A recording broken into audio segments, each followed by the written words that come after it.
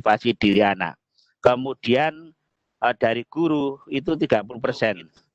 Kalau kita jumlahkan 30% dengan 49, ini 79%. Selayaknya 79% ini anak bisa hidup layak di era milenial, era revolusi industri 4.0 ya.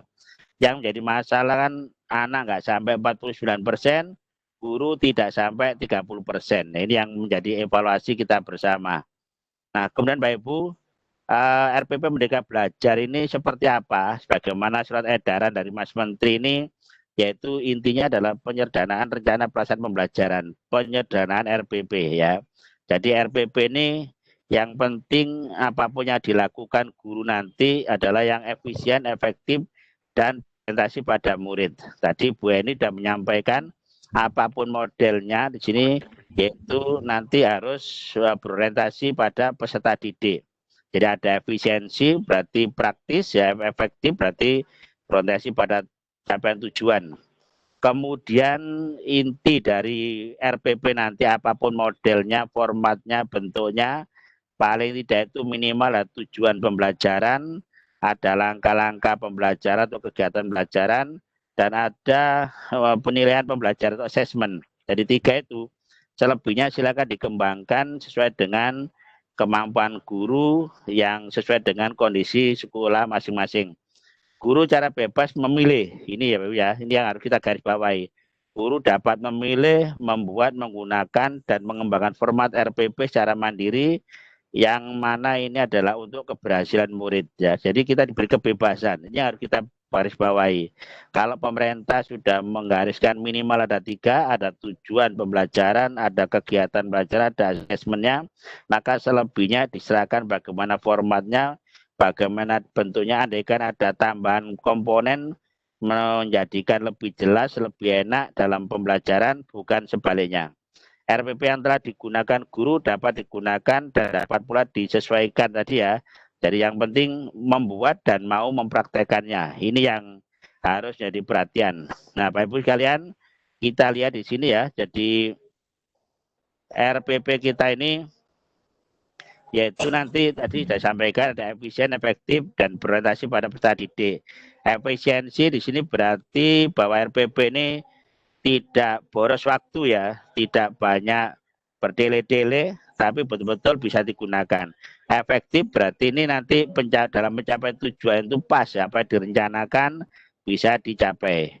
Berorientasi pada peserta didik, tadi ada pelibatan peserta didik. Ini jadi ada perubahan paradigma dari teacher centered menjadi student centered. Ini yang menjadi garis bawahi selama ini. Kadang-kadang guru masih dominan, maka guru yang menguasai kelas, guru di sini belum bisa membelajarkan peserta didik. Waktunya banyak diambil guru daripada guru memfasilitasi anak untuk mencari tahu. Guru masih cenderung memberitahu, ini yang harus kita tinggalkan. Tadi komponennya minimal ada 3, ada tujuan pembelajaran, kegiatan pembelajaran, dan penilaian pembelajaran. Untuk kegiatan pembelajaran misalnya ketika pendahuluan, bagaimana kita mempersiapkan peserta didik secara mental maupun fisik ya. Bagaimana sebelum belajar anak sudah termotivasi untuk belajar. Maka di sini perlu juga persepsi baik terkait dengan materi yang sudah dikuasai, materi yang akan dilatihkan, dan menurut pengalaman peserta didik ya, pengalaman maupun pengetahuan peserta didik ini dikoneksikan dengan materi yang akan dibelajarkan. Tujuan dan orientasi ini penting sekali, perlu disampaikan. Kadang-kadang guru lebih suka menyampaikan babnya, materinya daripada kompetensinya. Ini yang perlu direvisi ya, perlu dikoreksi, perlu direfleksi bahwa setiap pembelajaran itu kompetensi apa yang harus dikuasai. Maka tujuan, indikator perlu disampaikan. Ruang lingkup materi ini akan mempertegas, akan memberikan arahan pada peserta didik sampai di mana belajarnya. Kemudian kegiatan pembelajaran tadi disampaikan oleh Bu Dr.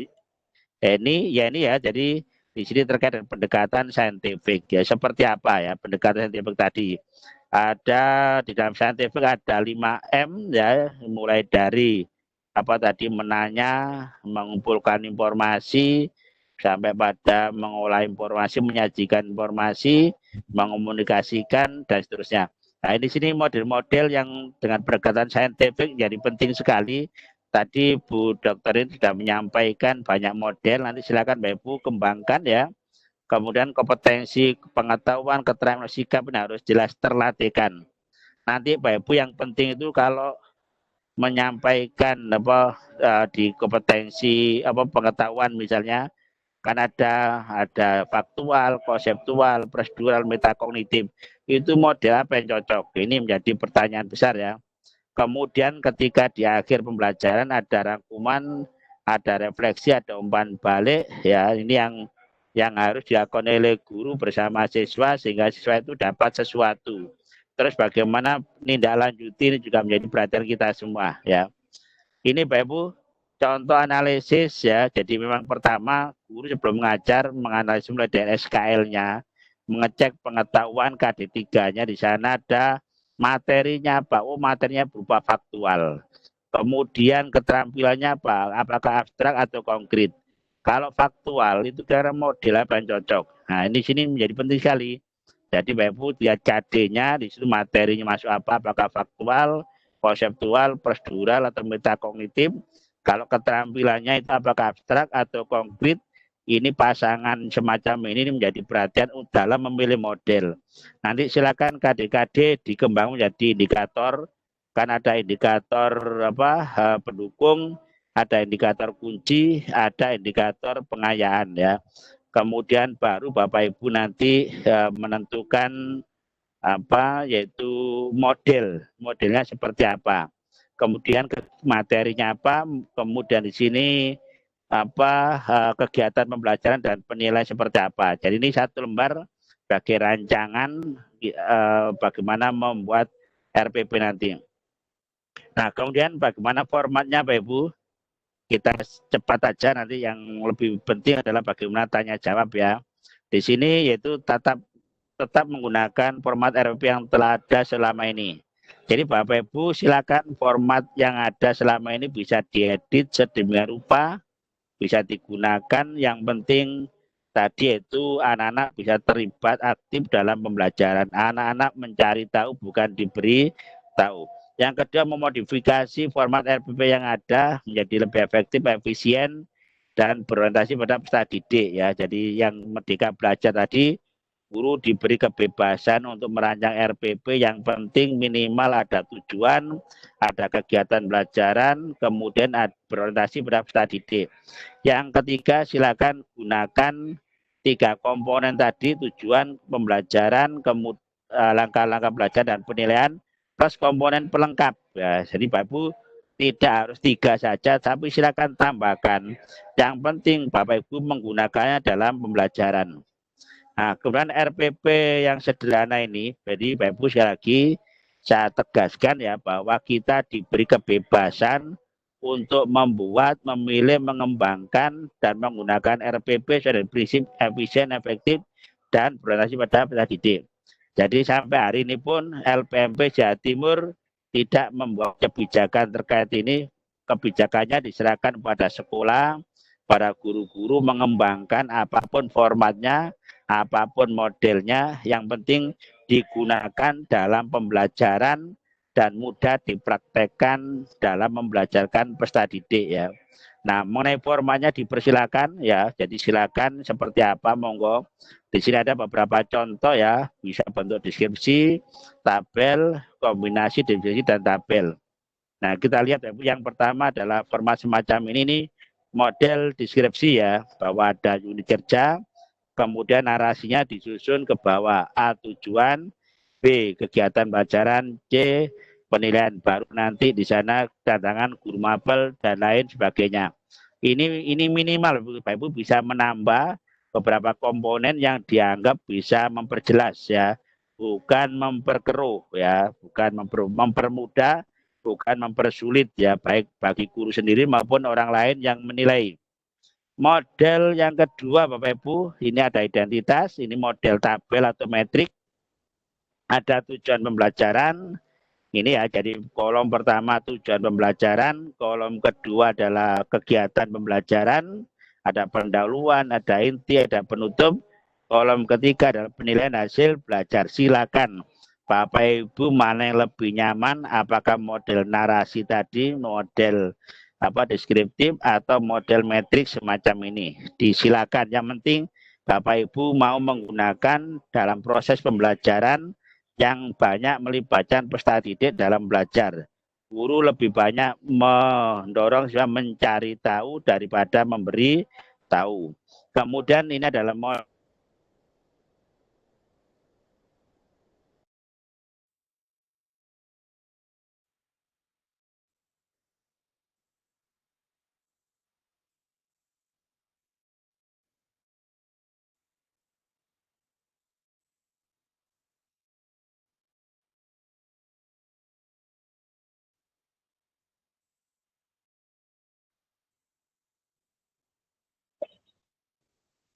lost connection audio ya Pak Marzuki.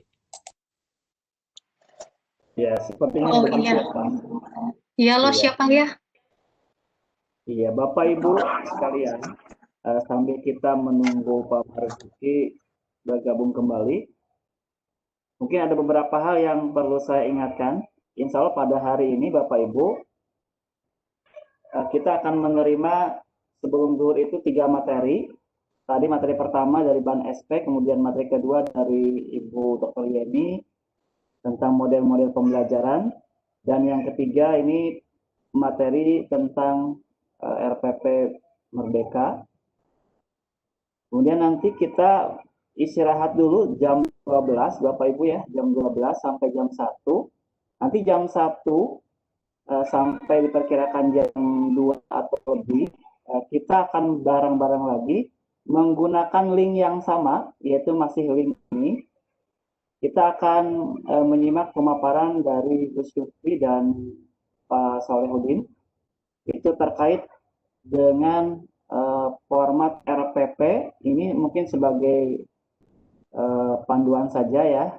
Seperti tadi katakan oleh Pak Pemateri, ini kan bebas sebetulnya. Tapi nanti insya Allah jam 1 sampai jam 2 atau mungkin jam 2 lebih itu ada pemateri dari Gus Yufri dan Pak Solehudin terkait dengan RPP MAPAL PAI ya, RPP PAI begitu ya. Kemudian untuk kegiatan besok, untuk kelas PAI, PIKI, SKI dan sebagainya mungkin ditiadakan karena sudah dianggap kegiatannya ditarik ke nanti siang jam 1 sampai jam 2 lebih itu ya. Besok para pematerinya Pak Gus Lutfi dan Pak Solehudin itu insya Allah ada kegiatan yang lain sehingga dialihkan ke nanti siang. Tetapi untuk mapel-mapel yang lain Bapak Ibu ya, untuk mapel-mapel yang lain besok ada pemaparan materi dari pematerinya masing-masing yang akan menggunakan Zoom meeting. Insya Allah Zoom meetingnya nanti akan dibagikan oleh panitia di grup WhatsApp-nya masing-masing. Jadi kita hanya 2 hari Bapak Ibu ya, tanggal 23 dan 24 besok untuk kegiatan pemaparan materinya. Selebihnya bagaimana Bapak Ibu? Selebihnya adalah dari tanggal 24 sampai tanggal 31 Desember. Bapak Ibu adalah menyelesaikan tugas-tugas yang akan diselesaikan, yang akan diberikan oleh pematerinya masing-masing. Silakan nanti tugas yang diberikan oleh pematerinya masing-masing untuk diselesaikan sebelum tanggal 31 Desember. Untuk komunikasi, kita masih menggunakan grup WhatsApp grupnya masing-masing. Kemudian mungkin nanti diinformasikan apakah ada Google Classroom untuk masing-masing grup ataukah tidak. Insya Allah nanti akan diinformasikan berikutnya oleh panitia. Kang Hendra, Pak Marzuki sudah ini nih, baik. Oh, siap. Pak Agus sudah ada di bawah atau gimana? Masih di bawah ya Pak Agus? Ya, coba. Ya, kita tengok. Mohon maaf Bapak Ibu karena Pak Marzuki ada. Halo, mendengar suara saya? Sudah Pak. Oke, maaf ini Siap, terlempar ini ya. lanjutkan, Pak. Oke. Iya, Mohon maaf siap, ini. Pak. Juga MPD ya. Untuk screen Iya, siap Pak. Saya lanjutkan, Pak.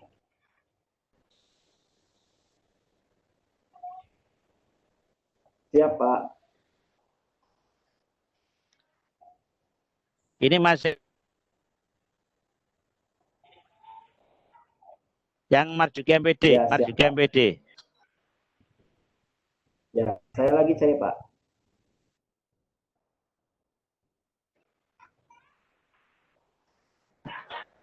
Masih masih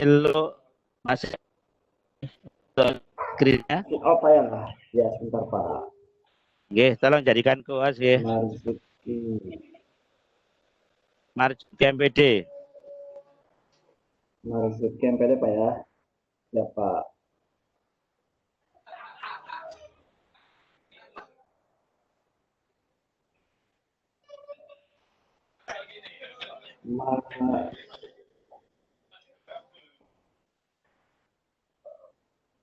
Bapak namanya Marzuki MPD, tapi saya belum Marjuki menemukan, MPD. Pak. Yang atas sendiri tuh Marjuki MPD. Ada dua sebenarnya. Ada Marjuki saja, ada Marjuki MPD. Bapak bisa raise hand, Sudah Pak? masuk dua-duanya. Kodenya MM. Sudah masuk dua-duanya. Sudah masuk. Ini cuma yang satu belum jadi, yang satu belum jadikan kuas. Nggak bisa share screen ya. Share screen-nya nonaktif. Jadikan kuas saja. Ya siap Pak. Saya jadikan presenter Pak ya. Ya, presenter. Iya, silakan Bapak. Terima kasih. Ya. Bapak Ibu, kita simak kembali pemaparan dari Pak Dr. Marzuki. Silakan Bapak. Ya. Jadi ini Pak Ibu, mohon maaf. Ternyata tiba-tiba putus ini ya, membuat ini Pak Ibu ya. Jadi di KD3 itu ada 4 dimensi, ada dimensi faktual, konseptual, prosedural, dan metakognitif. Kemudian ini dasarnya ya, kalau KD faktual, KD3 itu misalnya faktual, konseptual, discovery, dapat dipilih modelnya discovery dan inquiry learning. Ini dasarnya ya. Mengapa kita milih discovery dan inquiry? Kalau KD3-nya itu faktual atau konsep. Kemudian kalau berikutnya ini KD3-nya itu prosedural, disarankan milih project based learning dan problem based learning. Ini masih dari dimensi KD3 ya. Kemudian Bapak Ibu, ini tolong dicatat ya. Jadi kalau materinya itu atau KD3-nya faktual dan konseptual, disarankan model yang dipilih discovery learning dan inquiry learning. Tapi kalau KD3-nya itu prosedural, disarankan project based learning dan problem based learning. Kemudian Ibu, kita lihat yang KD4 ya. KD4 di sini dari KI4. Nah ini bahwa kita tahu bahwa keterampilannya ada 2 dimensi, ada abstrak dan konkret ya. Kalau KD4-nya itu abstrak, dipilih discovery learning dan inquiry learning. Dan discovery learning, inquiry learning, dan problem based learning. Tapi kalau KD4-nya itu konkret, dapat dipilih yaitu project based learning,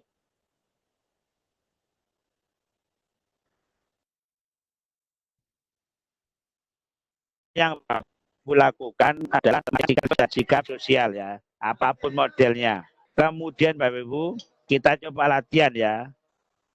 Latihan di sini bagaimana KD3 itu misalnya kalau faktual ketemu KD4-nya abstrak, maka disarankan adalah inquiry learning dan discovery learning.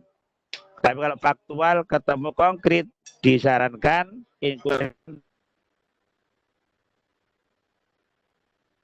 Tidak ada bedanya baik konkret maupun abstrak. Tapi kalau materinya itu konseptual, ketemu abstrak atau konkret, maka disarankan learning. Tapi kalau materinya prosedural atau metakognitif, di sini ketemu abstrak, disarankan problem based learning. Tapi kalau materinya ini prosedural, ketemu konkret, disarankan project reasoning. Ini Bapak Ibu, ini adalah cara kasar untuk memilih model. Ada lagi cara yang lebih halus Bapak Ibu. Ini kita lihat satu persatu cara yang lebih halus. Nah, ini kalau faktual ketemu abstrak disarankan ya. Kalau KD 3.1 misalnya abstrak ketemu 4.1 kok faktual ketemu abstrak disarankan inquiry learning. Abstrak faktual ketemu konkret tetap inquiry learning. Konseptual ketemu abstrak discovery learning. Konseptual ketemu konkret discovery learning. Jadi kalau materinya konseptual disarankan modelnya adalah discovery learning. Kalau materinya prosedural ketemu abstrak disarankan problem based learning. Prosedural ketemu konkret disarankan project based learning. Jadi kalau ada pertanyaan bila mana milih model inquiry jika materinya faktual ketemu abstrak ataukah konkret. Mana discovery learning bila materinya itu konseptual atau ketemu KD4-nya abstrak atau konkret. Bila mana problem based learning bila KD3 atau KD3-nya prosedural ketemu abstrak. Bila materinya prosedural ketemu konkret. Ini Bapak sebagai patokan kita milih model. Tiganya faktual ketemu abstrak atau konkret, maka di sini Bapak Ibu gunakan inquiry learning untuk apa? Inquiry learning untuk melatih berpikir kritis ya. Jadi inquiry ini adalah untuk berpikir kritis dan pemecahan masalah. Di sini biasanya masalahnya sudah ada di dalam KD itu, maka di sini disebut masalah sudah ada. Tapi kalau materinya itu di sini konseptual ketemu abstrak atau konkret, disarankan discovery learning. Untuk apa? Untuk melatih berpikir kreatif dan inovatif. Dan tadi dia dapat menemukan masalah atau prinsip. Di sini biasanya masalahnya di KD belum ada. Contoh, anak-anak diminta untuk membuat wedang jahe ya. Berarti wedang jahe itu ada masalah dibuat oleh guru. Kemudian kalau materinya prosedural ketemu abstrak, maka di sini untuk berpikir kritis ya, tapi masalahnya masalah yang otentik, masalah yang betul-betul terjadi yang dihadapi oleh peserta didik. Kemudian kalau di sini materinya itu prosedural ketemu konkret KD4-nya, maka ini disarankan adalah project listening untuk melatih berpikir kreatif, inovatif, dan di sini cirinya kalau project ada produk ya, jadi ada by product. Kemudian untuk teaching factory atau TEVA di sini sama dasarnya pada project listening, yaitu prosedural ketemu konkret, masalahnya masalah baru, berarti guru lah yang membuat masalah dipecahkan oleh siswa. Yang penting ada produk ya, di sini ada produk ya. Ini adalah teaching factory dan biasanya produknya itu adalah masal ya. Jadi produknya itu masal. Kemudian PBT maupun PBT problem based of training atau problem based education of training sama dasarnya prosedural ketemu konkret, masalah baru berarti guru yang buat masalah. Ini melatih berpikir kreatif, inovatif dan ada produk dan berupa jasa ya. Ini gambaran kasar untuk memilih model ya. Ini hanya sebagai guideline ya. Kita coba praktekkan. Kita lihat KD 3.1 pasangnya 4.1. KD 3 ini kalau kita menganalisis ya, jadi KD manapun kalau dimutilasi selalu ada kompetensi, ada materi. KD 4 sama ini kompetensi dan materi. Untuk KD 3 yang kita lihat adalah materinya. Bapak Ibu di sini materinya ini kira-kira apa dimensinya? Nah, di sini adalah materinya. Kemudian ada yang merah ini, jadi kalau KD 4 lihat kompetensinya, KD 3 lihat materinya. Kira-kira materinya ruang lingkup, biologi dan seterusnya itu apa dimensinya. Nah ini misalnya konseptual. Kita tulis konseptual, ketemu menyajikan adalah konkret, maka model yang disarankan adalah discovery learning ya. Ini Bapak Ibu, jadi kita milih model tidak ngawur ya. Selama ini saya yakin masih banyak yang ngawurisasi. Yang penting buat model dan tidak tahu alasannya mengapa model A, B, C dan seterusnya. Kemudian mungkinkah pertanyaannya, satu KD itu ada faktual, ada konseptual, ada prosedural, dan ada metakognitif ya. Ini kita cek ya. Contoh ini KD3 dalam menganalisis gempa bumi, sabuk bumi, proses tsunami, dan dampaknya terhadap kehidupan ekonomi sosial masyarakat yang terkena tsunami. Kita lihat ya Bu di sini ya. Kita lihat di sini, oh ini gempa bumi adalah faktual. Kita tulis faktual. Faktual ketemu menyajikan adalah konkret, berarti kira modelnya adalah model inquiry learning ya. Oh ini putus lagi. Bapak Ibu ini putus lagi Bapak Ibu ya. Ini Iya, betul, putus Pak. lagi. Aduh, Sayangnya. ini tetap. Bapak mohon maaf, mungkin sekitar 5 menit lagi untuk pemaparan Oh materi. gitu ya. Ini tolong saya jadikan Iya, siap, Pak, co-host lagi. Tolong jadikan co-host lagi. Pak nanti bisa share screen. Siap, Pak.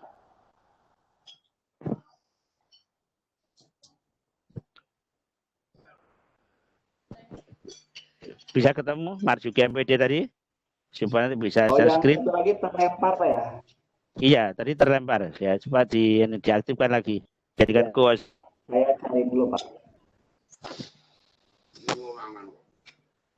Oke, sini.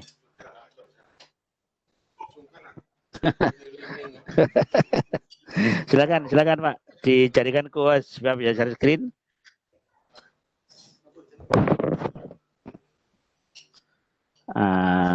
RPP Merdeka Belajar, RPP 1 lembaga. Rumah pengawas madrasah se-Indonesia. Bisa. Halo Bapak Ibu, gimana saya bisa jadikan co-host? Halo, ada orang?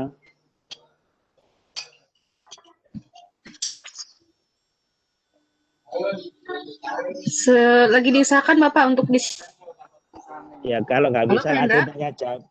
Ya, Kalau siap. nggak bisa Lagi langsung cari. tanya jawab aja, nggak apa-apa. Ya, Oh, iya. Bapak.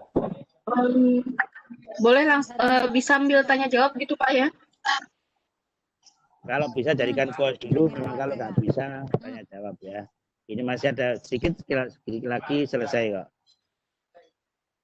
Silakan ini Halo, ketemu Pak ini di atas sendiri biasanya. Tolong jadikan course di atas sendiri. Atau presenter, jadikan presenter ya. Iya, Pak. Ini kebetulan kalau yang Pak Marzuki MPD itu saya tidak menemukan, Pak. Tapi kalau Oh, Pak tidak Marzuki, menemukan. iya ada. Oh, iya. Sebentar. Ini ya. Mungkin ini apa putus ini ya. Iya, mungkin seperti itu, Pak. Ya, bisa sambil Ya sudah, kalau tidak ada tanya jawab aja nanti. Hemat Ya. waktunya nanti. ya silakan Teica dipandu.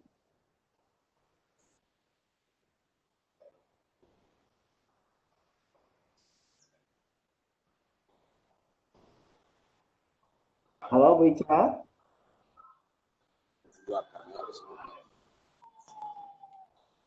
Teica kelempar, Teica nah. Dah masuk. Ya, Teica, Bu Ica kayaknya masalah jaringan juga. Suara saya terdengar tidak? Sudah muncul Bu Ica, Dengar, silakan. dengar, nggih. Pak Hendra, ini ada penanya dari Bu Elis Suciati. Boleh dibuka? Goreng air tempe tinggal goreng. Ya, Bu. Bu Elis Suciati yang raise hand. Siap. Saya silakan Bu Elis. Sudah. Ya, silakan Bu Ini Elis memberikan sambil pertanyaan. saya ini sudah muncul. Jadikan presenter ya, ini sudah bisa muncul sambil Oh iya. Ya, siapa? Oh iya. sudah muncul. Ya, Bu Elis silakan.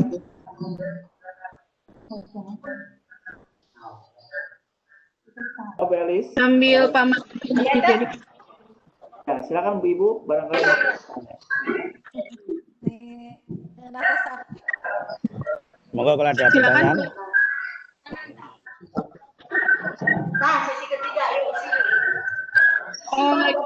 Mungkin yang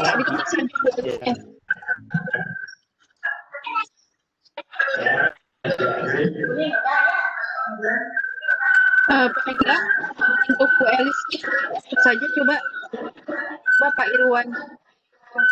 Ya, siap. Kita ganti ke yang lain ya.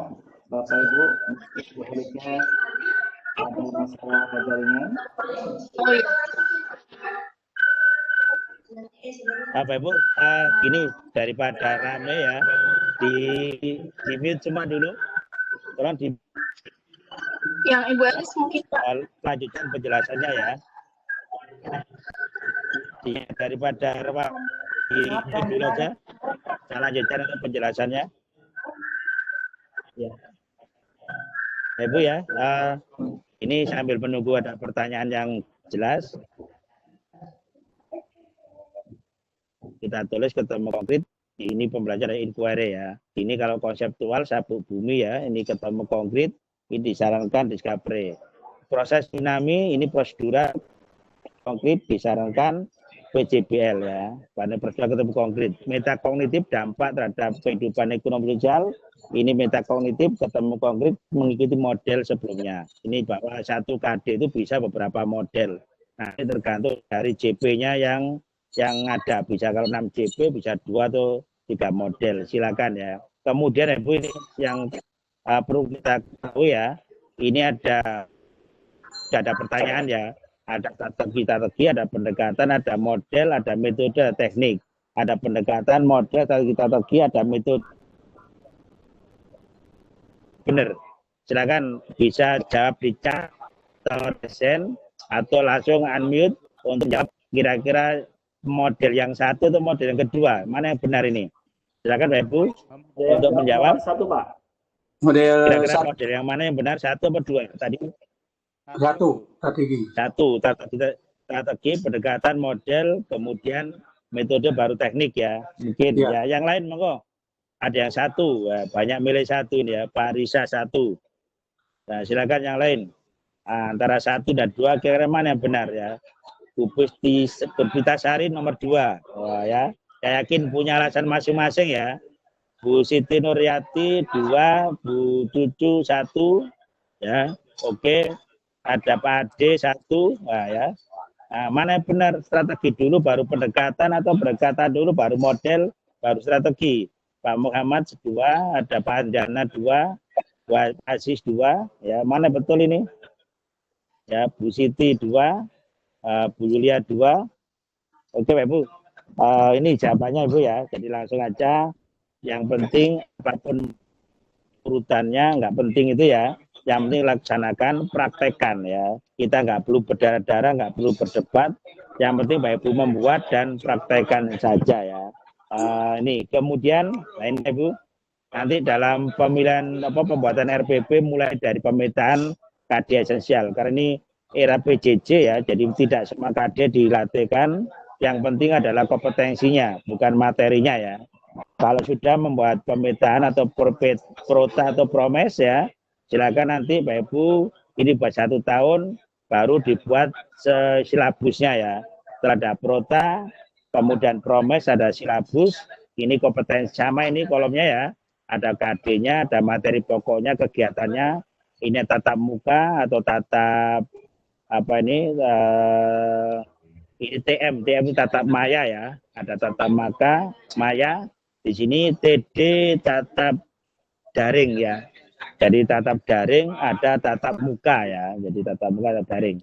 Kemudian Bapak Ibu di sini indikator keberhasilan, kemudian penilaian ada teknik bentuk alokasi ini seperti biasa ya. Silakan yang penting dibuat prota promesa, baru di sini sesuaikan dengan kondisi apakah nanti PJJ-nya itu tatap muka atau tatap daring. Nah, kemudian di sini sumber belajarnya silakan ya, TM atau TMTD atau TD saja, silakan ya. Nah, ini Bapak Ibu contoh pembelajaran daring RPP-nya nanti silakan. Ini yang model daring, model online, batibul daring, ada KD-nya, ada tujuannya. Kemudian di sini ada kegiatan daring, kemudian ada penugasan, ada asistensi daring ya. Jadi silakan ini kalau gini model ini 1 lembar cukup ya. Yang penting bagaimana daring ini bisa dilaksanakan ya. Kemudian ini yang model blended learning ya. Blended learning ini cirinya di mana? Ada tatap muka dulu, kemudian dilanjut daring, kemudian ada penugasan mandiri ya. Ini model blended learning. Ada model flip classroom. Berarti di sini siswa ada kegiatan belajar dulu. Jadi kegiatan baca dulu baik misalkan di luar rumah atau di luar kelas, kemudian kegiatan dalam kelas, baru ini kegiatan di luar kelas lagi. Ini flip classroom ya. Kemudian di sini terima kasih. Ya silakan kalau ada pertanyaan kami bantu bisa menjawab sebisanya. Kalau ada kesulitan bisa dibantu oleh yang lain. Monggo Bapak Ibu. Ya, terima kasih. Kita sudah ini Pak terhubung Ya, dengan terima kasih. Silakan nama dari mana? Bu Ica, ada Pak Irwan ya, saya sudah buka. Halo Pak Irwan. Silakan. Ya, silakan Pak Irwan. Pak Irwan, saya sudah buka. Pak Irwan dari mana? Silakan yang resen dulu, baru yang di chat. Halo Pak Irwan. Halo Pak Irwan. Kalau yang resen kesulitan di dalam chat Wija mungkin ada. Ya, sepertinya Ya, di audionya chat dulu Wija ya Pak ya. Sehingga tidak Ini ada pertanyaan di chat, ada dari Ibu Adeina Kartina. Ya, silakan Bu Ica. Ada suaranya ya, saya dengar. Ya. Ade. Pertanyaannya, apa bedanya alat dan media pembelajaran?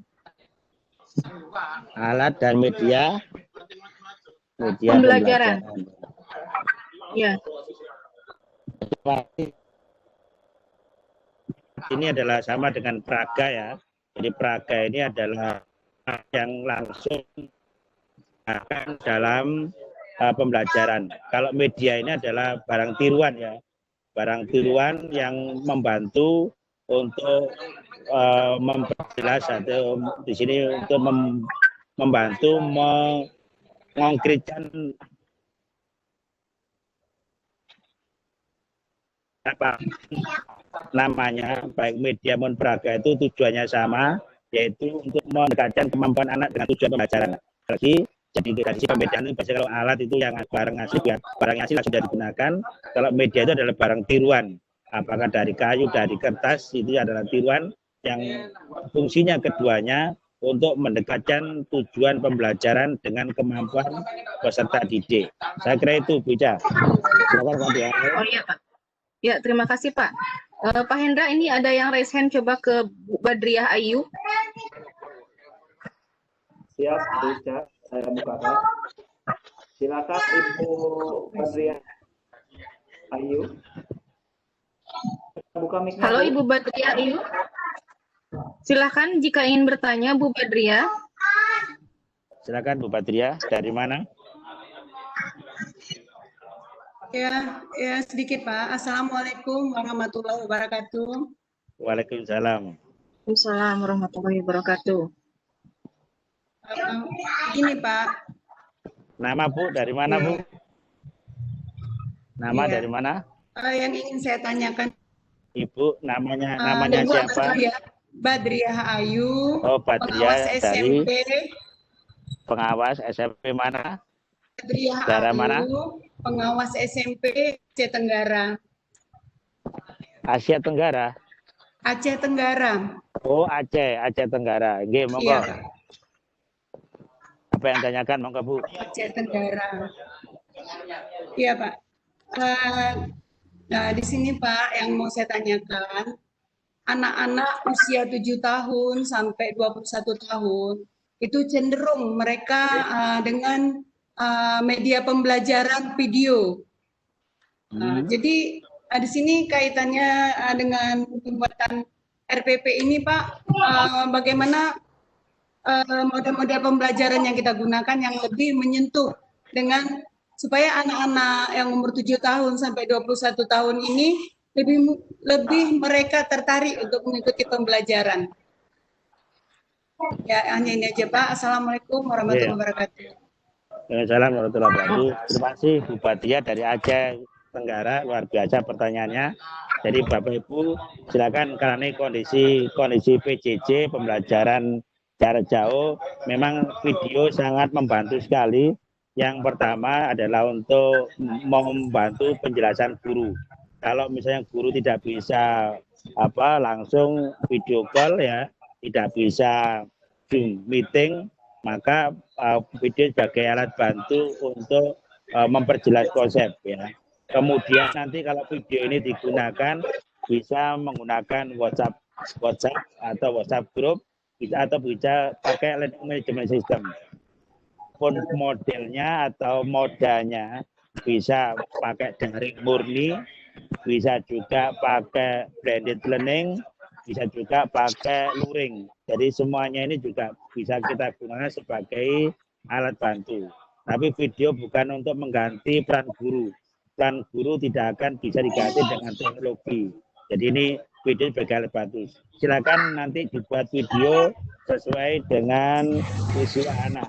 Ya, sesuai dengan usia anak. Buatlah video ini membuat anak seperti masuk di wilayah perkembangan anak, yaitu masuk teori ZPD, zona proximal development ya. Jadi zona of proximal development atau ZPD. Jadi apapun media kita gunakan disesuaikan dengan karakteristik atau usia peserta didik. Yang penting video ini adalah menyenangkan, menantang, menarik gairah peserta untuk belajar, bukan sebaliknya sehingga membosankan. Saya kira itu Bu Badria dari pengawas SMP Aceh Tenggara. Iya, bagaimana Bu Badria? Iya, Oke, alhamdulillah. Kita lanjut Pak Hendra. Di sini ada Pak Denny. Silakan Pak Denny, dari mana? Pak Denny S. 11 Denny S. Oh ya, siap. Silakan Pak Denny, dari silakan, mana? Pak Denny. Halo Pak Denny.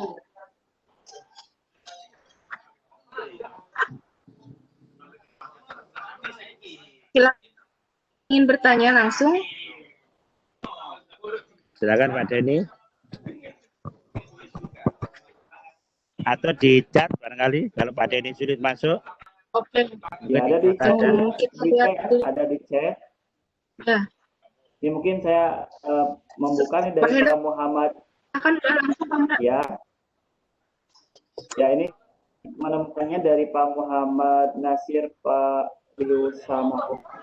Prinsip 5M apakah masih bisa dipakai dalam RPP, Pak? Soalnya saya simak dalam beberapa RPP sekarang hal tersebut tidak ada lagi. Mohon penjelasannya, Pak. Diulangi lagi Pak, diulangi lagi. Ya, prinsip apakah masih bisa dipakai dalam RPP? Soalnya saya simak dalam beberapa RPP hal tersebut tidak ada lagi. Mohon penjelasannya, Pak.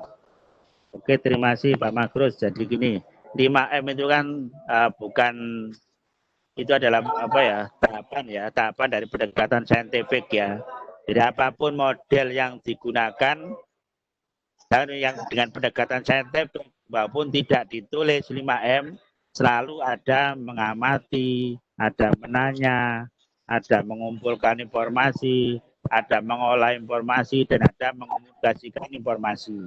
Jadi misalnya di sini Bapak Ibu menggunakan model pendekatan saintifik, misalnya inquiry learning, discovery learning, problem based learning, project based learning, itu selalu ada 5M walaupun tidak ditulis, mengamati, jadi tidak dimutilasi. Yang menjadi masalah itu modelnya inquiry dimutilasi, mulai mengamati, menanya, mengumpulkan informasi, itu yang terjadi penyesatan ya. Jadi apapun modelnya tidak mengikuti 5M, tapi mengikuti langkah-langkah atau sintaks yang ada dalam model. Kemarin ada kecelakaan, apapun modelnya selalu dimutilasi dengan 5M. Mengamati, menanya, dan sebagainya, itu terjadi accident ya dalam pembelajaran.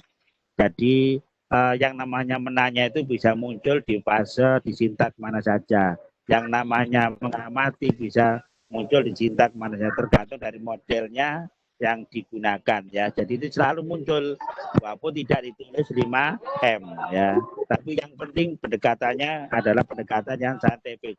Pilihlah model-model yang sudah jelas dipastikan itu pendekatannya saintifik ya. Saya kira itu Pak Makrus ya. Silakan yang lain. Terima kasih Pak Marjuki. Ini ada pertanyaan lagi ya Pak ya. Langsung silakan. Dari 2 orang saja ya. Yang pertama dari Pak Saiful Asnan.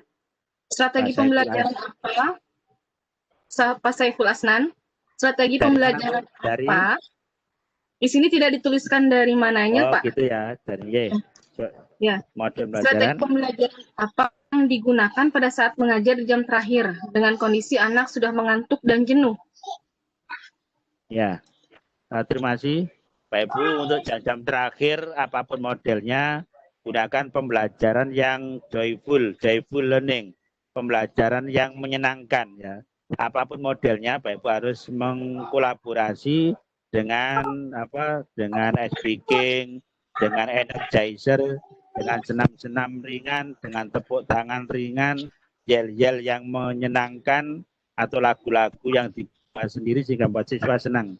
Yang penting improvisasi dengan ice breaking, dengan energizer, atau dengan game-game yang menyenangkan, apapun modelnya ya. Jadi model apapun itu sama dengan bakso. Bakso itu kan enak dimakan pagi hari, siang hari, sore hari, malam hari, dan seterusnya. Jadi apapun modelnya bisa digunakan, yang penting joyful learning, yaitu ada mengintegrasikan atau mengimprovisasi dengan game-game, dengan ice breaking, energizer, mulai dari senam ringan, tepuk tangan, lagu-lagu, yel-yel, dan lain-lain. Ya, saya kira itu. Ya, terima kasih Bapak. Ini ada pertanyaan lagi dari Victory Aziz. Ya. Victory Aziz ya, silakan Pak Satu Victory lagi Aziz. penanya ya. Kita sudah jam 11.56. Satu lagi penanya ya. Ya, silakan. Ini dari LMA Negeri 3 Banyumas. Input siswa Banyumas, berpengaruh untuk menentukan model pembelajaran. Bagaimana cara yang efektif model pembelajaran berkaitan dengan tipe-tipe siswa? Terima kasih Pak Ibu. Input siswa ini memang menjadi perhatian kita semua ya. Jadi harusnya di kelas kita kalau memang siswanya itu heterogen, itu LK-nya, LKPD-nya atau LKS-nya itu harus ada 3 macam. Ada LK yang L1 untuk siswa yang lower. Lower ini mungkin LK-nya banyak gambarnya, banyak contoh-contohnya, banyak penjelasannya, mungkin warna-warni dan sebagainya. Untuk siswa yang lower, mengapa harus banyak gambar, banyak contoh, banyak penjelasan? Ini siswa yang lower itu berarti mental modelnya yang rendah. Mental model yang rendah ini perlu dibantu dengan tadi ya, jadi semacam gambar, semacam warna-warni, keterangan itu. Terus siswa yang middle ini mungkin seimbang ya, antara penjelasan, warna-warni, contoh dengan tantangannya. Tapi untuk siswa yang di atas, siswa yang upper, mungkin tidak banyak penjelasan, tidak banyak contoh, tapi langsung tantangan ya. Jadi ini yang membuat kita selama tidak adil. Selama ini kita itu selalu gebyauya ya. Jadi siswa pinter, siswa lower, middle, upper itu gebyauya, LK-nya sama. Ini tidak membantu, malah memberangus siswa ini, berarti belum menerapkan konsep merdeka belajar. Kalau merdeka belajar diterapkan, harusnya LK-nya itu heterogen sesuai dengan tingkatan siswa. Saya kira itu. Ya, berarti memang ini ya Pak, kita harus membuat LK lebih dari satu sesuai dengan input. Iya, ada lower, ada middle, ada upper ya. Ya. Ya, terima kasih Bapak. Mungkin itu pertanyaan terakhir karena waktu kita sudah menunjukkan 11.59. Terima kasih. Saya kembalikan kepada Pak Hendra. Silakan Pak Hendra. Ya, kalau ada yang minta materi tadi sudah saya berikan di Bu Lani ya. Oh iya Bulani. Pak. Ya, materi di Bulani. Monggo. Sudah. Ya. Mungkin ada closing statement dulu Pak dari Bapak sebelum berakhir. Oke. Terima kasih Bapak Ibu sekalian yang luar biasa. Terima kasih atas kerjasamanya. Dan terima kasih pada Pok Jawas Madrasah Nusantara. Kami dilibatkan. Amin. Amin. Amin. Memang kita harus untuk memilih model harusnya kita kognitif. Kalau materinya faktual, model apa yang cocok, materinya konseptual, model apa, prosedural ketemu abstrak, model apa, prosedural ketemu konkret, model apa. Sehingga Bapak Ibu menjadi orang yang tidak malpraktek. Kalau kita tidak menganalisis KD3 KD4 dipastikan menjadi malpraktek. Malpraktek itu dosanya 7 turunan ya. Saya kira itu sukses selalu. Mudah-mudahan kita tidak hanya bertemu di sini, pada event lain masih bisa dilanjutkan. Terima kasih. Wallahu muwaffiq ila aqwamit thoriq. Wassalamualaikum warahmatullahi wabarakatuh. Waalaikumsalam warahmatullahi wabarakatuh. Ya, kita kasih aplaus Bapak Ibu untuk Bapak Dr. Marzuki yang telah memberikan materinya yang luar biasa pada kita semua. Terima kasih ucapan kepada Bapak Dr. Marzuki sebagai pemateri sesi ketiga, kemudian Ibu Ica sebagai moderator pada sesi kali ini. Dan Bapak Ibu, saya ucapkan terima kasih kepada Bapak Ibu pemateri yang lain yang sudah hadir dari pagi sampai sekarang ini. Mungkin sebelum kita istirahat, Bapak Ibu, ada satu hal yang saya informasikan kembali. Insya Allah nanti kita jam 13 sampai dengan selesai, kita masuk lagi di room yang sama, Bapak Ibu, di room ini. Kita akan mendengarkan masih tentang pemaparan umum, tentang materi RPP dan lain halnya yang insya Allah akan disampaikan oleh Bapak Dr. Suhara, kemudian Pak Gus Yusuf dan Pak Alehudin.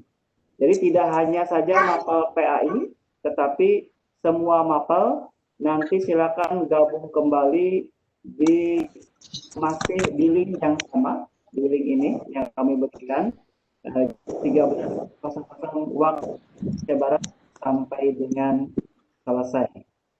Sekali lagi nanti siang jam 13.00 sampai yang selesai masih di materi umum tentang pemaparan RPP dan lain halnya, tidak PAI saja tetapi yang lain pun diwajibkan untuk masuk kembali pada pukul 13.00 waktu ya Barat.